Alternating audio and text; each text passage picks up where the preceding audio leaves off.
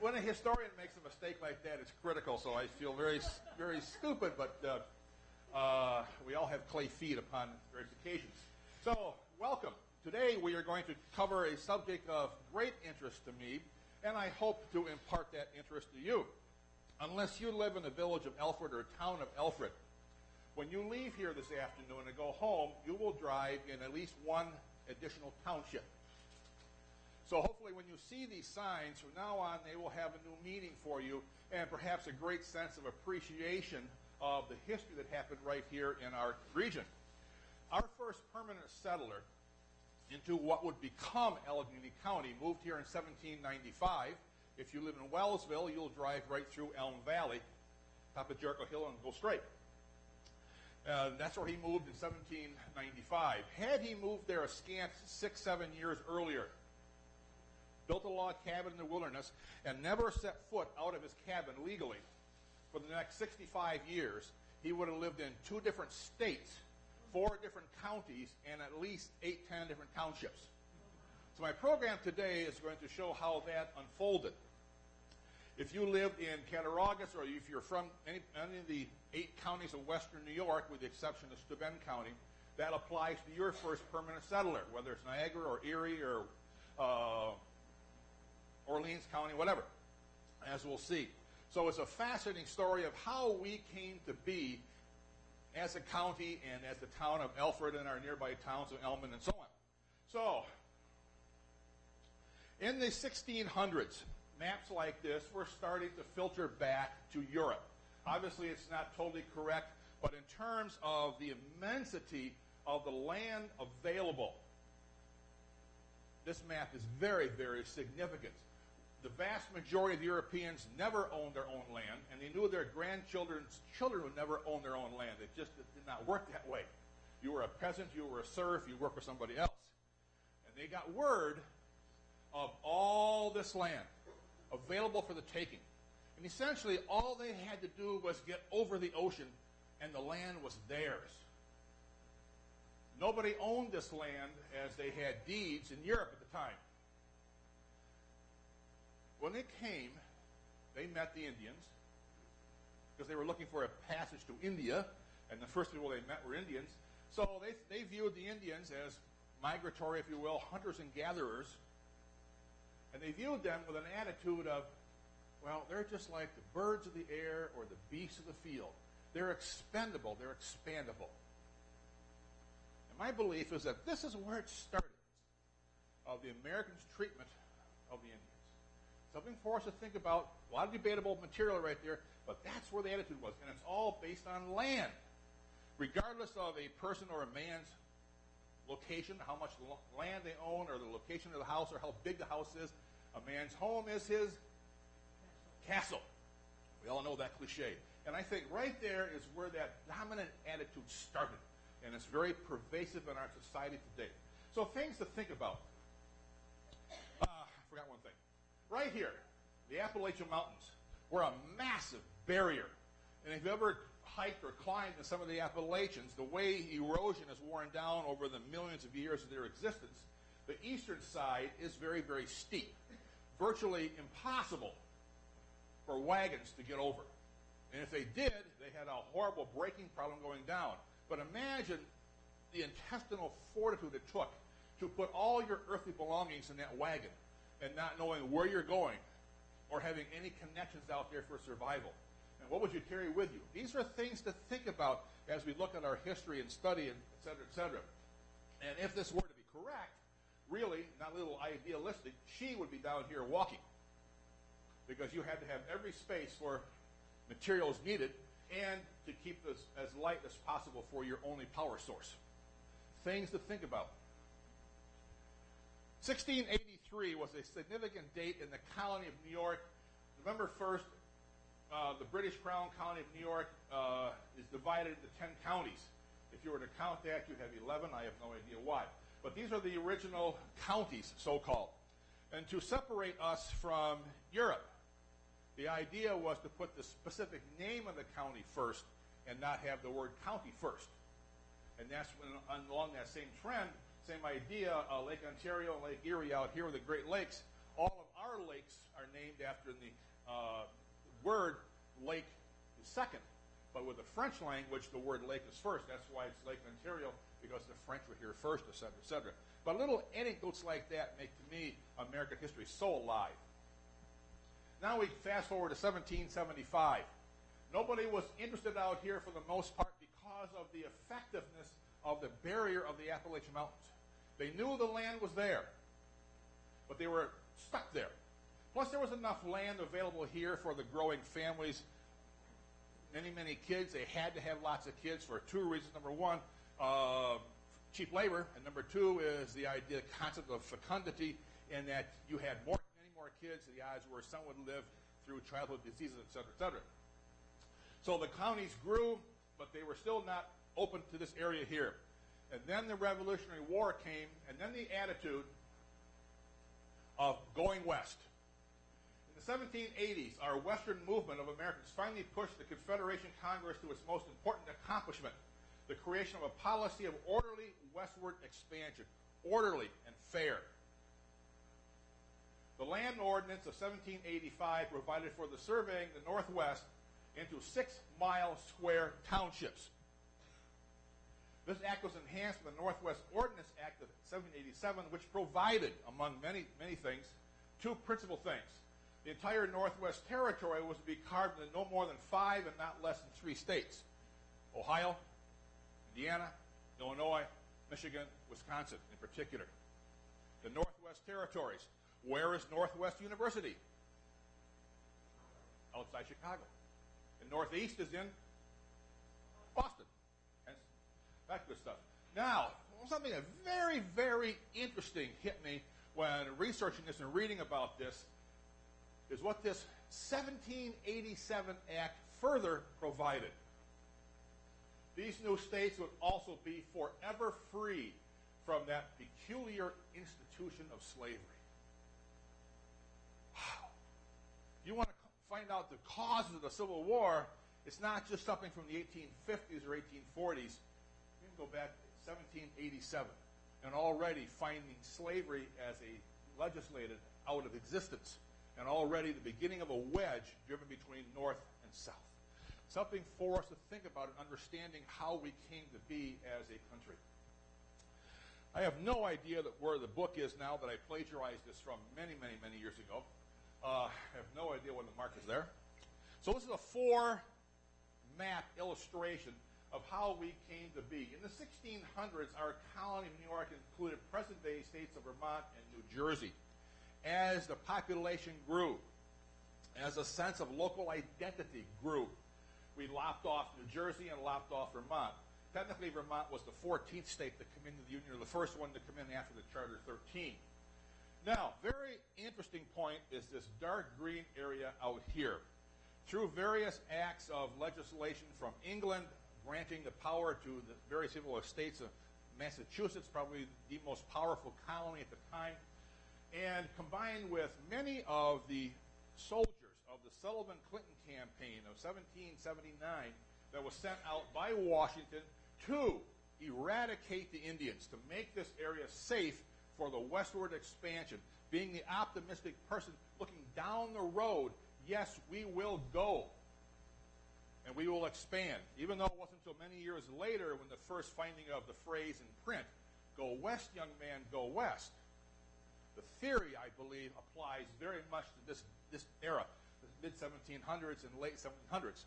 Technically, I think it's attributed to Horace Greeley. And the rest of that phrase, which you very seldom hear, the rest of that phrase is, to me, the most critical aspect. Go west, young man, go west, and grow up with the country. Oh, just think of that implication. And what a tremendous thing that was to get the people to move west, and always that concept. And going from sea to shining sea was many years down the road, but conceptually, it was right there in the 1770s, 1780s. Very, very important concept, I think. So Massachusetts claimed this unclaimed area out here as their own. So this is what the original colony of New York was like in the 1770s. Massachusetts right here quickly realized, wow, we can't govern our state when it's cut in half. So they made a deal with New York 1786, 1787, to sell all this land to the state of New York. And that is when we acquired our present-day shape and size. Shape and size being two separate entities. Interesting to note what the influence of water is in American history. Look at our colony as it was originally proposed. We went all straight right out to Lake Erie. Today, we're lopped off, like a blunt nose. That is due to the influence of the Philadelphia people. They knew that the only way you could safely travel long distance was by way of water. And they wanted to have port access on Lake Erie, and hence the city of Erie, Pennsylvania right there, a very, very powerful city. So that is why we have that unusual shape right out here, because Pennsylvania wanted to have access to all points west. Powerful, powerful thoughts. Now, in the mid-1700s, under those survey acts, 1785 and 1787, New York State and Pennsylvania agreed that their state line would be the 42nd parallel. So the 45th parallel, if you were to continue this map up here, be up here on the southern part of the Georgian Bay, right about up in there someplace.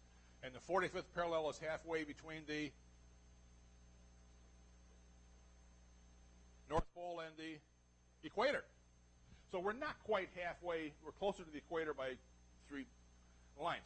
So that they agreed to have the 42nd parallel. At this time, they sent out a team of surveyors to survey this, as prescribed by those Ordinance Act of 1785 and 1787. So over they came, and they sent out huge survey crews. And a survey crew in those days had very primitive materials compared to the technology of today.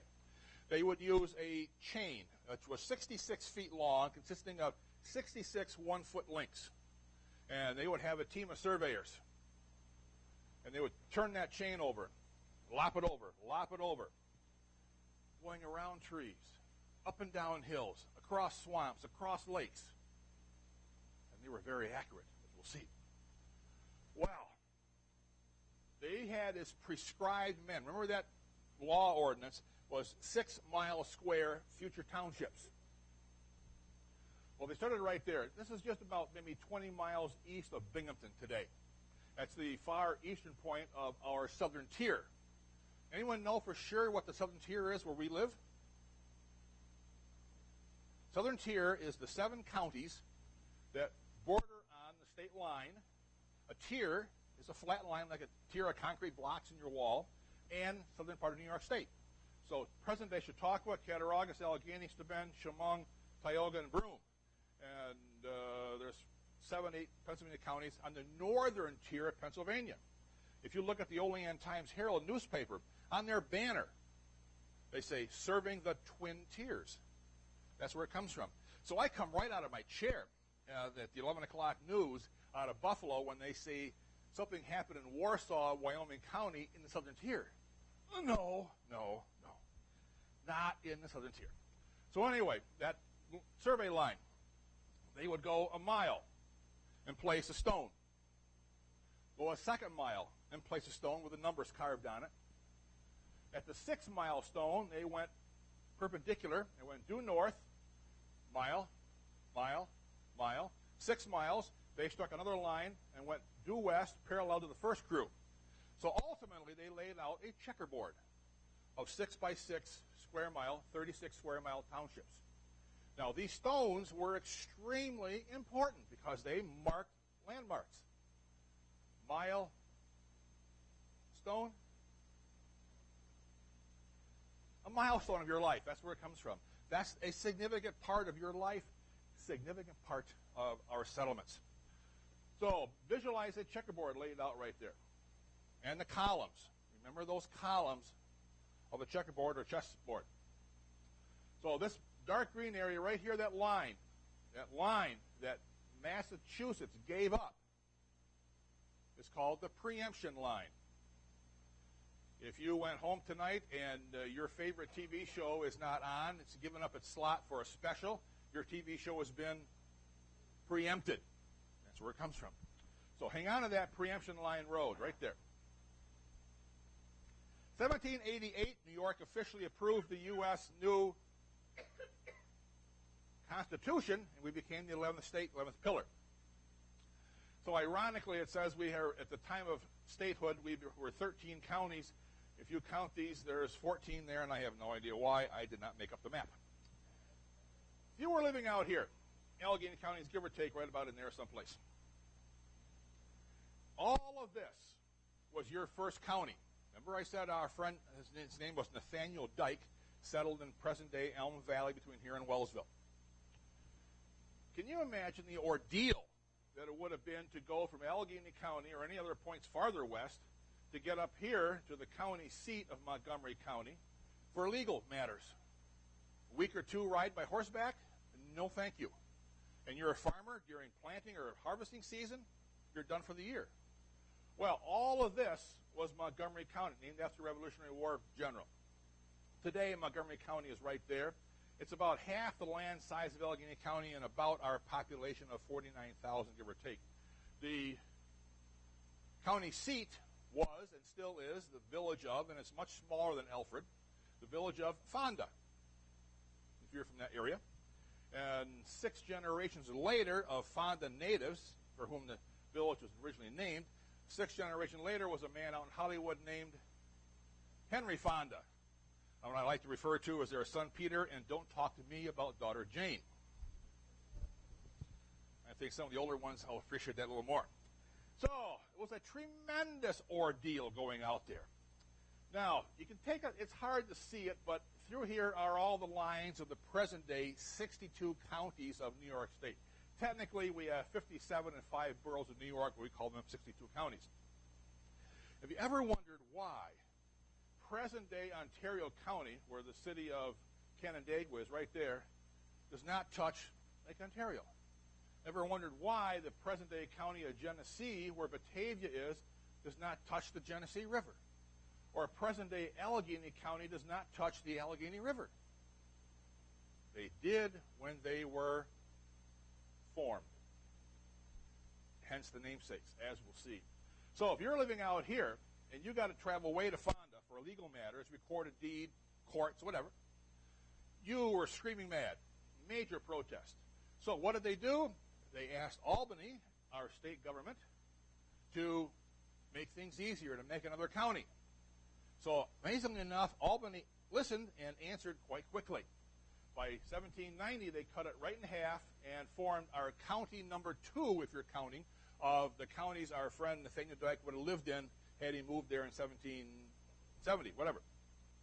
So Mass is the first state, New York is the second state. Montgomery County is the first county. So 1790, they cut it right down along the Gramscian line. And all this dark green area is now part of New York, and they formed Ontario County, the county seat of Canandaigua. So if you were out here in present-day Chautauqua County, you're part of Ontario County, you had to travel way there. So the same things applied, and they said make more counties. So this is what happened. For the most part, people in our area, along the southern tier, came this way by way of the Susquehanna watershed. They came by way of water. It was safe to be together. In numbers, there was safety. And there were still a few Indians here with very good memories. So they traveled by water. It was safe and secure. So up they came, forming communities along here.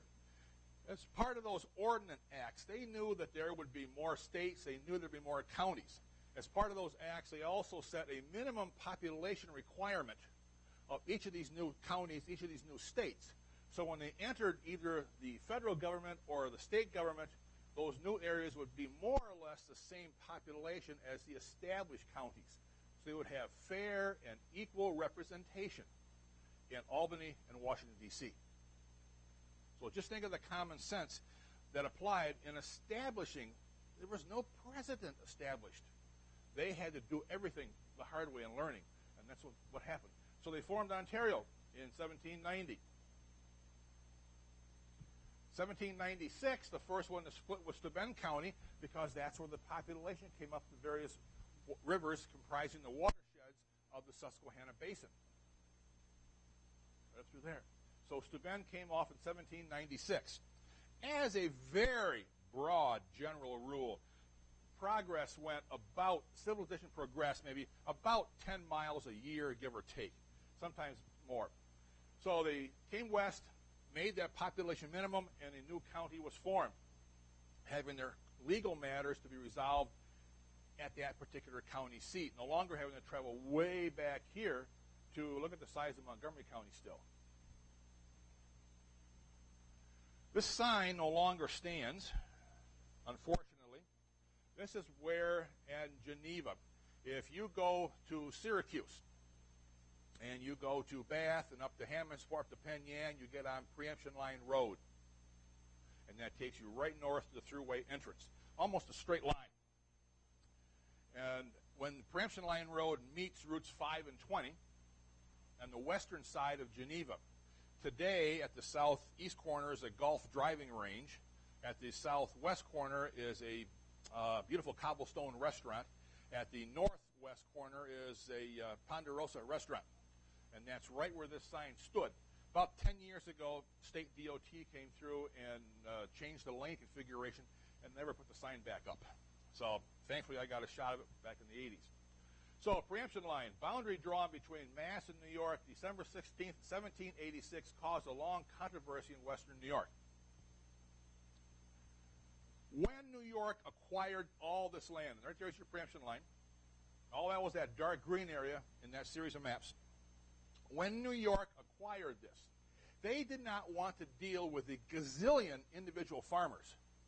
There had to have been 10, 15, 20, 30,000 people wanting eventually to buy land here. Just too much paperwork. So New York said, we will keep this within the legal confines of our state, but private ownership will now take place, and we want to sell all this to get rid of it. We don't want to deal with individual people. So they said, if you want to buy this land, you have to buy the minimum of X number of million acres at a time. Huge monies. You better have exceedingly deep pockets to buy that kind of land. That would be the 1780s and 1790s equivalent of a Bill Gates or Warren Buffett. You better have some real deep pockets, because they were forking over millions of dollars for 4 to 6 million acres at a time. So there was 3 principal purchases of that dark green area on our map, going from east to west, the way that was surveyed and the way it was laid out. The first purchase was by 2 men called Phelps and Gorham, Oliver Phelps and Nathaniel Gorham. And there are hamlets, villages, and towns named after them in the Canandaigua area about there today. So it's not drawn exactly to scale. Earlier I said that checkerboard image in your mind. We'll visualize those vertical columns. Each column is a range of land. Each column is a range, and range numbers within each of these 3 purchases, range numbers go from east to west. Every 6 miles is a new range. Every 6 miles going north is a new town. So the very first town down here, this is range number 1, 6 miles and maybe 20 townships to get up to Lake Ontario. So right there is range 1, town 1, range 1, town 2, range 1, town 3, range 1, town 4. Right there is range 2, town 1, town 2, right up to range 2, town 20. Right over to the 7th range and last range of the Phelps and Gorham purchase. There was also a land agent working for Phelps and Gorham whose last name was Pulteney. And if you get over by Hammondsport area, there is a Pulteneyville up on top of the hill where the grapes grow. And you take Route 21 all the way north. Route 21 starts in Andover, goes through Alfred Station on the edge of, goes through Elmond, Hornell, right north, and Route 21 ends up there at a place called Pulteney, named after that agent. So he was a land agent. So this is also referred to as the Pulteney Estate, as well as Phelps and Gorham purchase. So they purchased 7 ranges, 42 miles, from east to west. So range numbers go from east to west, town numbers go from south to north within those ranges, within those purchases.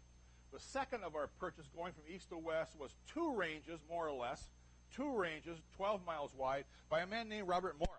one of the chief financiers of the Revolutionary War. He died in debtor's prison, very sad case. He literally bought off more than he could chew or develop. And he bought 2 ranges, 12 miles wide and however miles north. 2 ranges. Right here is our Genesee River flowing right through the heart of present-day Allegheny County. Our third and largest purchase is the Holland Land Company, Holland Land Purchase. Comprised of 7 bankers of Dutch origin, had their roots in English name of New York City. Dutch name was New Amsterdam, the first name of the city. So they had their banking interest, and they bought all of this. And they had their land headquarters up in Batavia. If you go on West Main Street in Batavia, 131 West Main Street, Batavia, is the Holland Land Office Museum. Looks just the way today as it did back in the 1790s. Fantastic piece of history. And the important thing about knowing where that is in Batavia is right straight across the street from the Holland Land Museum is a Dunkin' Donuts. So they bought about 15 ranges of land. That's why I say it's not exactly the scale, but it's close. So range numbers go from east to west. Town numbers go from south to north within each range, within each purchase. Right? Now, you'll see the word tract, T-R-A-C-T. And a tract of land is given to large tracts, small tracts, given to individuals for developing, subdividing, et cetera, et cetera. This was a military tract in present-day central New York as a bonus to Revolutionary War soldiers, et cetera, and that established a precedent of later land deals. There was also another word for a land grant or land purchase, and that's the word patent, P-A-T-E-N-T. And in the town and village of Scriba up in Oswego County today is Holland Patent. If you get over here and right about there in Oneida County, right where Utica, Rome is located, there's a place called Holland Patent, P-A-T-E-N-T, if anybody is familiar with that area. So a tract of land, we will get into Allegheny County right about up in there someplace, is a hamlet in the town of Granger, northern Allegheny County. The place is called Short Tract. And it's T-R-A-C-T, not T-R-A-C-K. I go nuts when I see railroad tracks used for land. It's not true. So the Short family up there bought a land. It's called the Short Tract. If you are familiar with the middle of Allegheny County, back in those days, also in his next 5 generations later, was a guy named Bill Short in the 1960s. He and his wife and their 2 kids and the kids' spouses, 6 of them, last name Short, built a golf course called Success Golf Course. Still there today. Name has changed as of 3 years ago. So those are some of the little interesting anecdotes of local history. So moving on. This is the Phelps and Gorham purchase as of 1792, or right around in that, give or take. So we can see range 1, range 2, range 3, range 4, range 5, range 6, range 7. So present-day Alfred, where you are sitting, is right about there as part of the Phelps and Gorham purchase, part of Steuben County in early days, as we'll see. So that's how that master plan worked. Unnamed towns, but masterly laid out. And then they also had great lots of 64 great lots consisting of 640 acres each, and it made for a tremendous surveying means. It made the mathematics much easier in those days, being all done by paper and pen. So that's the Phelps and Gorham purchase. We're going to start from east to west as originally laid out. I forgot. Down here, right along in that line someplace. It's interesting to look at the watersheds. This is the uppermost part of the Susquehanna watershed. So that river right there is called the Conhockton River, which starts up here someplace near the town of Cohocton. And this river here is the Canisteel River, which starts right about up in here someplace in the present-day Allegheny County town of Birdsall. And they flow down there. So they merge and form the Chemung River, which then you get down to here and meets the other rivers and forms the Susquehanna per se, flowing down into the Susquehanna watershed. If you are familiar with where the Elmond Dam is, between Elmond and Hornell, and also over at Arkport, up in the side road out of Arkport, is another dam built the same time, 1948, 1949. And those dams are controlled by the engineers in Baltimore, way down here, the headquarters of the Corps of Engineers district that serves the Susquehanna watershed. So when they get a lot of rain up here, they close the gates and prevent ostensibly flooding to be not so severe downstream. So that's one of the neat little things. We're going to go to this line right here, someplace on this line today. When you go on our I-86, get out in Elmond and go east to Bath, Corning, Elmira, just east of Corning, the very first exit beyond the city of Corning, is East Corning, and pick up State Route 352. That's the back road into Elmira. It parallels I-86. And it's right about there, give or take, just a few miles from the Pennsylvania state line. And this absolutely spectacular scene is right there, roadside. Stepping back in history, you can just visualize those surveyors when there was nothing around here but massive pine trees, no roads, no nothing, just abject wilderness. And here they were hacking and whacking, laying out the lines. Just amazing thought. So this is Steuben, Chemung County line. So all of this right there is the key thing. We're going to look at this. County line, Steuben, Chemung, and this right here. This concrete post is the state right-of-way. So the state right-of-way for the road is probably a 110 or 120-foot road, which means if you go from the center line and go halfway out, it's going to be 55, 60 feet. That's how far back the state DOT right-of-way is. So, county line and this wonderful sign here. On the preemption line. This marker was placed in 1792, the stone next to it, to designate the transit meridian line between New York and territories ceded to Massachusetts 1786. And this was placed in 1933 by the Corning-Chemung County DAR chapter. This is that sign. We just read that one there. So this is the original milestone, right on that line, the beginning of our western New York area. So this was carved in the 1780s by a stonemason who traveled with a survey team.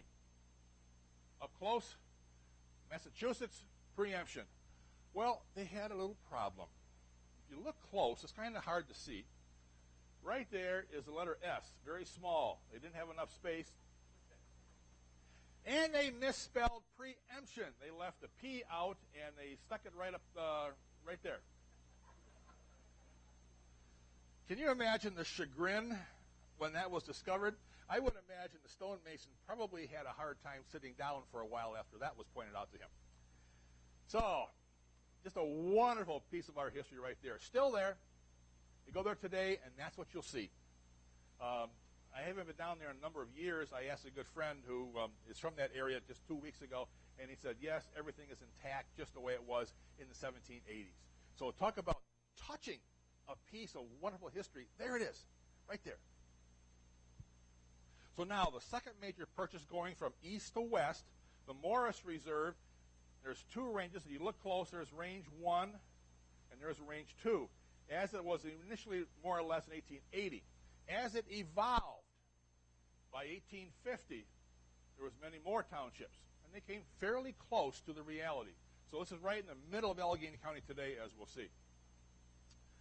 Survey instruments, very, very advanced for the 1780s, and no doubt ultra, ultra expensive.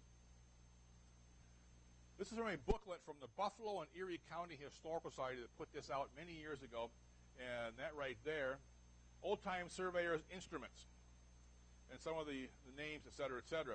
They were used by their surveyor named Joseph Ellicott, surveyor-in-chief of the Holland Land Company. His previous job, before laying this out, he took over this in the very, very, very late 1700s and early 1800s. His first job was surveying Pierre L'Enfant's diamond-shaped Washington, D.C. Pierre L'Enfant is buried in Arlington, et cetera, et cetera. So Joseph Ellicott was a very, very famous name. His name is very famous in western New York. In Cattaraugus County in ski country is a place called Ellicottville. Downtown Buffalo is Ellicott Street, Ellicott Square, Ellicott Building. Very famous name. So now they cut Ontario County in half, more or less, in 1802. So here is the third county of our 4 counties that our friend Nathaniel Dyke would have lived in right about there someplace. Actually, more over here. In 1808 was a major date of, and we'll come back to this slide. So Genesee County in 1802, all of this was Genesee County. And the city of Batavia was the county seat. So if you were a first permanent settler in here in, say, 1802, you would go up to Batavia to record your land deed, not to Canandaigua, let alone way out here to Fonda. So they had to make more counties in response to the needs of the people, to make government serve the people. So this is what it looked like in 1802. So notice over here is Phelps and Gorham and the towns of those names. All of this was one county, Genesee County. That's why it touched the Genesee River and hence the name from 1802. Now, when Allegheny County was formed, remember Steuben County split in 1796. The next county west would be the next one, Allegheny, April 7th, 1806. And when we were formed, we were a perfect square, as we'll see in a few seconds. So how accurate was that survey? Just visualize these guys sloshing over all these streams and swamps and ponds, up and down hills. How accurate were they? This point right up here is right there. This is the Morris Reserve and the beginning of the Holland Purchase, right through here. So we're going to go to this very point right here between the Morris Reserve here, Holland and Company here, and the state of Pennsylvania down here. So this is how accurate they were. This is on a private oil lease. You better not get caught up there. They do not want trespassers. I went up there on Super Bowl Sunday of 1994 with a guy named Jim Euchen, our county judge, and he got permission for us to get up there, being an old oil man. So we went up in there, and right up in that place right there, this is Pennsylvania, this is New York. Number 1, Southwest Stone. Number 1, Southwest Stone. I'm standing in New York State by a few inches. Right here is Pennsylvania. Looking on top of the stone, Meridian, 12 miles west of the beginning of the Morris Reserve, end of the Phelps and Gorham Purchase. Et cetera, et cetera. There's what we just saw, number 1 stone, southwest corner. So now, you're in Pennsylvania. New York is right here. This is New York. Holland Land Company over here. Morris Reserve over here. And you're sitting in Pennsylvania. This is 1994. Judge Euchen borrowed a GPS handheld unit. He had to sign away his firstborn from a surveyor named Jim Ball in Wellsville. A very, very good guy, lover of history. And Jim parted with his beloved handheld GPS unit.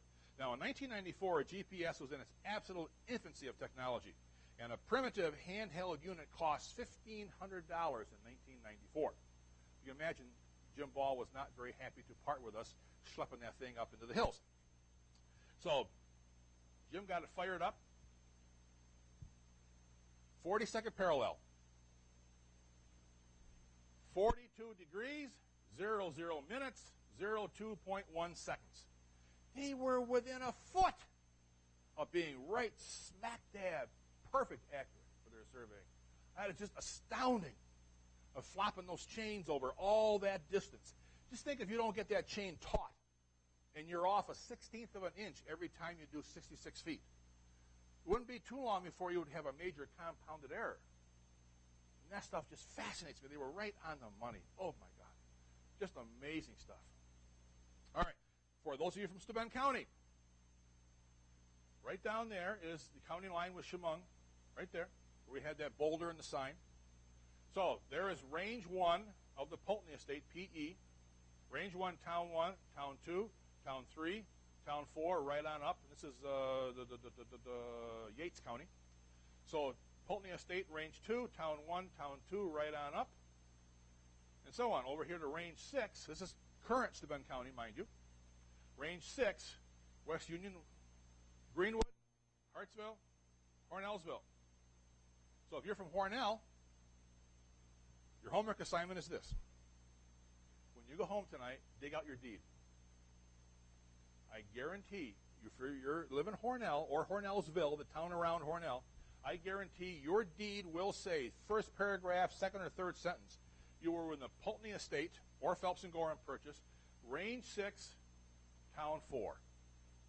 Guarantee it's on every one of your deeds. If you live in Canasteel, it'll be Range 5, Town 3. Absolutely fabulous stuff when you hold that deed in your hand and you see how it came to be. If you're from Dansville, Livingston County today, town of North Dansville is where the village of Dansville is. Very confusing. The town of Dansville is right there in Steuben County. So village of Dansville is going to be Pulteney Estate, Range 6, Town 7. Guarantee it. And so on, right on up. So now we're back to 1806 when Allegheny County split from Genesee. We were the first of the counties to split from Genesee County. April 7th, 1806. We were a perfect square. The town of Angelica and the county of Allegheny were one and the same. There were no other towns yet. This is one town. This is all the future townships. So here is Range 1, Town 1. It's 1806, Morris Reserve. Range 2, Town 1, Morris Reserve. Range 1, Town 1 of the Holland Land Company. Range 2, 3, 4, and 5. So present-day Portville, Olean, Hinsdale, Ishaway, Franklinville, Machias, Delavan were in Allegheny County from 1806 to 1808. In 1808 is when they took these western three ranges of land and put them into the new county of Cattaraugus, 1808. At the same time, there had been enough population. All of a sudden, the dam was broken, and the flood of people came west through the gap called the Mohawk Valley. And that's where they would, a few years later, build the Erie Canal. The other major break in that whole impenetrable mountain range is called the Appalachians. The other major gap was called the Cumberland Gap. Major influence of the Civil War as well. So 1808, from all this was Genesee County. From 1802, Allegheny was split. 1806, all of this still Genesee until 1808. Enough population came in to have Cattaraugus, Chautauqua, and Niagara counties formed. 1821, Erie was split from Niagara. Monroe was split from Genesee. 1824, Orleans was made, where Albion, Medina is today. And Wyoming County was the last one, 1841, to split from the mother county of Genesee County. They took those western ranges. We lost our square shape, and we became our present-day rectangle. So they had to do that to make Cattaraugus more or less the same population as the other established easterly counties. To compensate Allegheny County, they took Range 7 of the Phelps and Gorham Pulteney Estate and said, suddenly, you're now in Allegheny County. Why did they do this? So the counties could have more or less equal and fair representation in Albany and Washington, D.C. This is an extremely, extremely important point for us today, 2011, almost 2012, because this is when they started a thing called reapportionment. And you divvy up your lines, you divide your lines so each district has the same number of people within 3 or 4 or 5 percentage points for equal representation in Albany and Washington, D.C. We will probably lose 2 congressional seats, meaning 2 seats in the House of Representatives, half of Congress, because we have not grown as fast as other states in the Union. And this idea of reapportionment started right back here. And it's with us today, a powerful force in the next year here in New York State. So, 1808, Allegheny County. By 1820, remember we picked up this range, Range 7, we picked this up in 1808 when Cat and Chautauqua County were made. 1820, 1821, the town of Elmond was formed. Andover formed 23. 1825, town of Independence was formed. 1830, more towns being formed. 1840, more towns. Look at the squares. 1850, 1841, Wyoming County was formed. They took Eagle and Pike and said, you're now in Wyoming County. In the 1840s, they took Portage and Nunde and said, you're in Livingston County. In 1856, they took Ashen. Town of Amity was split in half. Town of Alfred split in half. In 1856, Town of Ward was formed. Also, same time, Sia was cut in half and formed Wellsville. And that, my friends, is how we came to be. So when you drive home in a few minutes or a few hours, look for the signs that say, welcome to the town of, or even to the county of. You'll see these signs. It is just absolutely amazing of how we came to be in a wonderful, wonderful, rich history of national significance applied on a local level. And I have one thought left. It's straight up 1 o'clock, and I thank you very, very much.